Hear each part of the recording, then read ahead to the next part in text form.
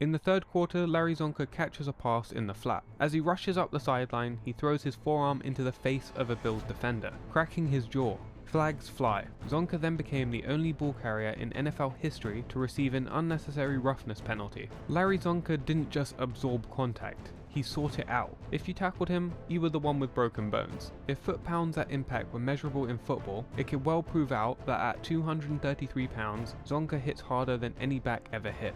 His relentless, punishing style started long before football, on a farm in Ohio where a 5-year-old Csonka was already wrestling 700-pound cows and wading through stampedes of hungry cattle. By the way, if you're new here, welcome. This is NFL Unveiled, and if you like old school, tough football, you're in the right place, because that's all we talk about. Csonka ran with such force, charging straight up the middle to meet oncoming defenders, and it's something he took great pleasure in. It's nice to know that you're punishing these guys as much as they're punishing you. Despite willingly running headfirst into danger, he only fumbled 21 times in 11 seasons. But although he would run all the way into the Hall of Fame playing fullback, he got a shot at that position by pure chance. At first, the 6'3", 230-pound teenager played linebacker. Then, during one game, he subbed in for an injured teammate on special teams, and by chance the ball fell to him. He picked it up and ran full steam ahead, dragging 3 defenders on his way to the 20-yard line. At that moment, he fell in love with running the ball. As one player once said, his legs are just so strong he keeps moving. He carries you. He's a movable weight.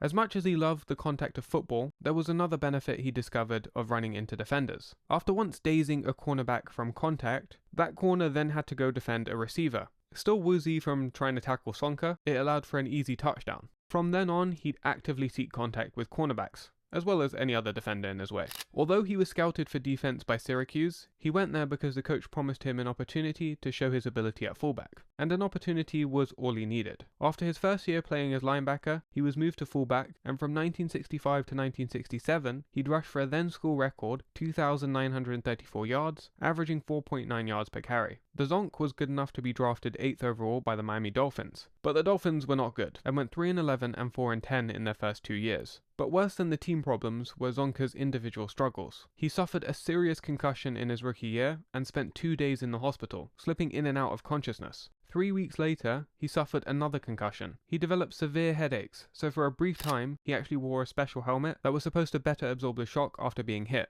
Along with the more serious head injuries, he broke his nose a lot, apparently 12 times. He'd often enter the huddle and blood was just dripping from his nose. That U-shaped guard on his helmet was actually installed to protect his nose. With all these injuries piling up, there was actually a conversation he'd retire. A neurosurgeon treating him publicly stated he would have to switch careers if the injuries persisted. But Csonka was tough. How tough? Well, the NFL ranked him as the 10th toughest player in NFL history. In a game against the Vikings in 1972, Csonka suffered a nasty hit to the back. So bad he actually thought it was broken as he crawled to the sideline. But just a few minutes later he was back in the game, and they won the game. On top of the physical beatings he would take playing the sport, Csonka had also been bullied when he was younger, so he was used to a bit of a beating. In 4th grade, he came home with a swollen lip. His dad knew what happened, and so he taught him how to box so he could better defend himself.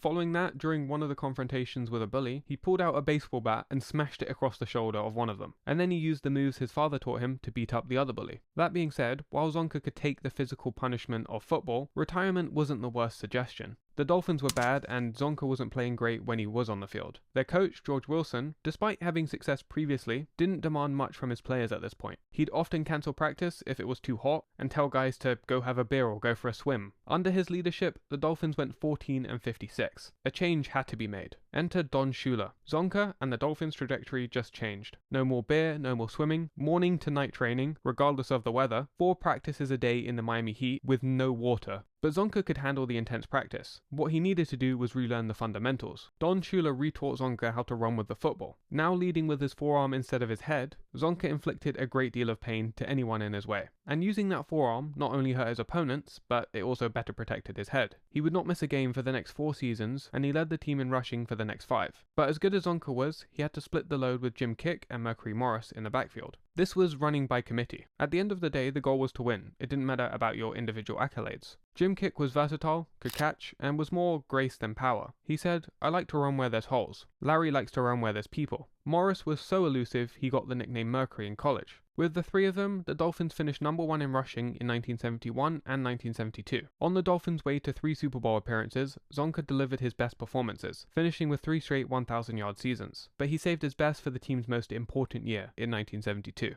For a team to go undefeated, everybody needs to be contributing, but Csonka was fundamental to that season. He rushed for a career-high 1,117 yards, as he and Mercury Morris became the first duo to pass 1,000 yards in NFL history. The undefeated season started the previous year with a tough loss to the Cowboys in Super Bowl VI. Coach Shula would tell his players, "You got to remember how you feel right now after just getting your ass kicked in the Super Bowl. Next season, we're going to concentrate 1 week at a time, 1 game at a time." And that's what they did, a game at a time. 4 straight wins. But in the 5th game of the season, quarterback Bob Greasy would fracture his leg. The season looked over. However, the king of backups, Earl Morrall, would come in. He led the Dolphins all the way to the first undefeated season in NFL history. But in the AFC Championship game against the Steelers, he was struggling. He threw an interception and missed a few open receivers. Down 10-7, Shula did the unthinkable. He subbed in Bob Greasy. Greasy had only thrown a few passes since his injury, but his first pass was a completion to Paul Warfield that went for 52 yards. And that was that. They'd win the game. But all of this would have been pretty meaningless if they didn't finish it off with a Super Bowl victory. Despite the undefeated season, the Dolphins were 3-point underdogs against the Redskins. Now you could argue Don Shula was saving Csonka for the playoffs. In 6 of his 12 playoff games, he had 20-plus carries. Compare that to the regular season, where he only had 20-plus carries in 18 of 146 games. Against the Redskins, he'd rushed for 112 yards on 15 carries in a 14-7 Super Bowl victory, completing the perfect season. But somehow, they followed that up with almost another perfect season, going 12-2 on their way to their 2nd straight Super Bowl appearance. Csonka had another strong year, but again, in the playoffs he ascended to another level. 29 carries in the 1973 AFC title game, and 33 carries in the Super Bowl. Csonka gave a lot of credit to his O-line, and they deserve it. Led by All-Pro Larry Little, who was named Best Offensive Lineman in the AFC for 2 straight years, they discovered a tell of defensive lineman Alan Page. So Page would adjust his hand if he wasn't rushing straight ahead, say if he was stunting. This told the lineman where he was going, and they could run plays to exploit that. That helped Csonka rush for a then record 145 yards and 2 touchdowns, winning Super Bowl MVP in a 24-7 victory over the Vikings. Shula had taken one of the worst teams in the league, and through his quote, insanity, redefined an era. They had just won back-to-back Super Bowls, and a three-peat was on the horizon. But Larry Csonka's contract was also on the horizon, expiring in 1975. He played out the 1974 season and played well, but he and his teammates Jim Kick and Paul Warfield signed with the Memphis Southmen of the New World Football League before the season began. Despite the distraction, the Dolphins went 11-3 and won the division, but they fell to the Raiders in the divisional round with the infamous Sea of Hands catch. Now Csonka had a quick stint in the WFL. He played just 7 games before the league folded, so he rejoined the NFL in 1976, this time with the New York Giants. But in his first year he tore up his knee, ending his first season abruptly. He blamed the artificial turf, and after releasing a video recently about AstroTurf, I would likely agree with him. That stuff was pretty dangerous. During his 3 years with the Giants, his performance was underwhelming, averaging just 448 yards a season. But in 1972, he got his redemption. He went back to Miami and immediately improved, rushing for 837 yards and scoring a career-high 12 touchdowns. If only he went back to the Dolphins immediately after the WFL stint. He won Comeback Player of the Year, but after contract disputes, he decided to retire. His 8,081 career rushing yards ranked 6th all-time upon his retirement. His teammate once said he was the best back to turn a 2-yard gain into a 5-yard gain. The 2-time first-team All-Pro and 5-time Pro Bowler would be inducted into Canton in 1987, and then have his jersey number retired in Miami in 2002.